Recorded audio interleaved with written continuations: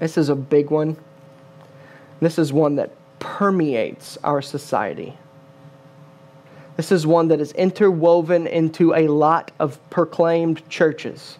Some of the biggest teachers of the Bible, I use this, teachers of the Bible, in America actually promote making Jesus a means to your end.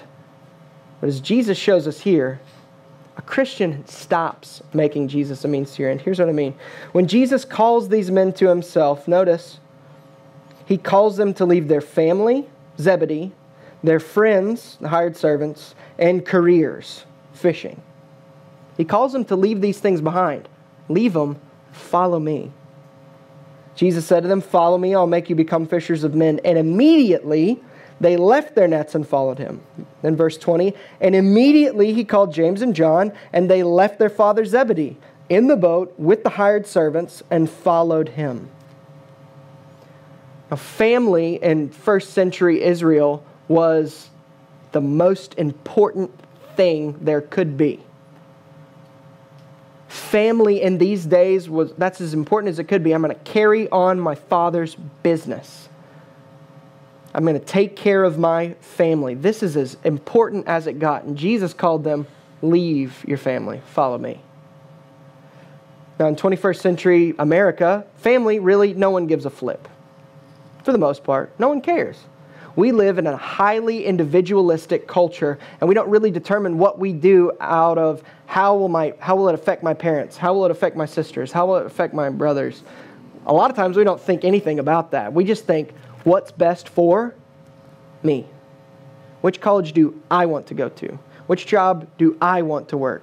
You see where I'm going? That's how our culture works. The family really isn't that important in a highly individualistic culture like in the 21st century West.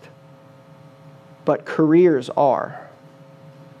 Jesus calls these men not just to leave their family. We go, oh, that'd be easy.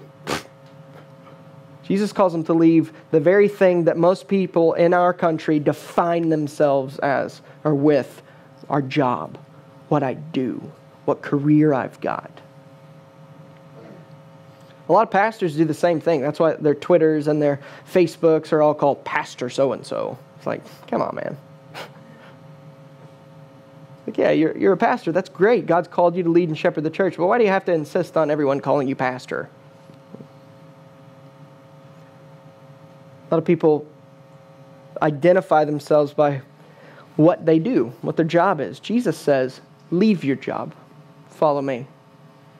Now we know through the rest of the gospel accounts, Jesus didn't say, never fish again. We see them fishing throughout the gospel accounts. He's not calling every single person to say, quit your job, you idiot, and be a Christian. We're just like, wait, I don't have any money. I don't understand this.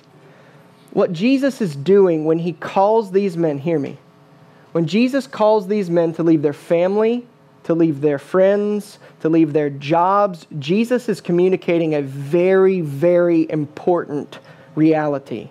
Jesus says, come to me not as an addition to your life. Come to me as your life. If you're going to follow me, I become your life. I'm not some magic product that you put on yourself to make your family better and make your life better and make your job better. And that's why I come to Jesus, because everything gets better. Jesus says, you don't come to me for those things. I want preeminence over everything. You come to me as king or you come to me as nothing. I'm not your counselor. I'm not here to give you advice. I'm here to be your king and to be your savior. Follow me. That's what Jesus means. He's saying, friends, Jesus is saying, I will not be made a means to your end. So ask yourself, why am I a Christian? Or why am I considering Christianity? Don't be a Christian because Jesus makes you comfortable. Don't be a Christian because Jesus promises you a future. Don't be a Christian because Jesus, first and foremost, provides you forgiveness, provides you righteousness. Don't be a Christian for those things, namely, hear me, become a Christian because Jesus is true. That's the issue. Is Jesus who he said he is?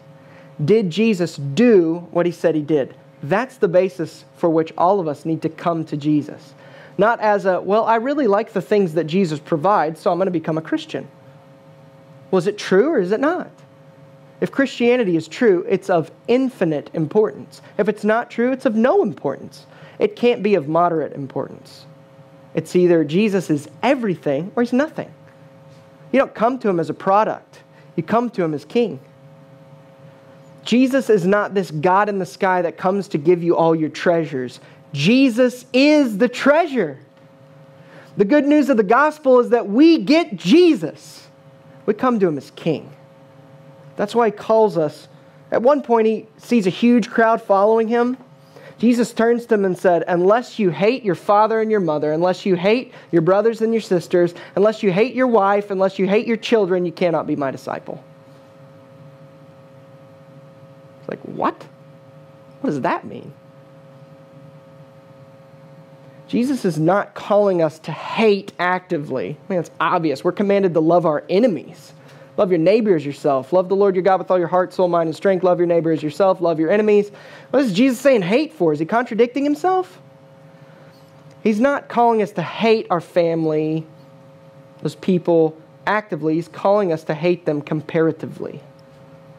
What Jesus is saying he's saying your love for me needs to be so fierce, it looks like you hate others in comparison.